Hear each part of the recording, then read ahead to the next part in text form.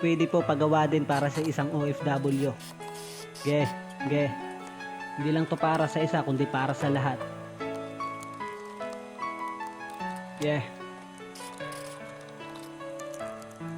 Haragan. Isa ako sa Pilipino na piniling manayuhan dito sa ibang bansa para lamang matulungan ng aking mga pamilya kahit na medyo mahirap. Bawal dito ang mapagod, kailangan magsumika. Para sa aking pamilya ay kailangan magtiis. Sinantabi ko ang lungkot at ang aking pagkamis. Bawat pawis ko bayad para to sa kanila.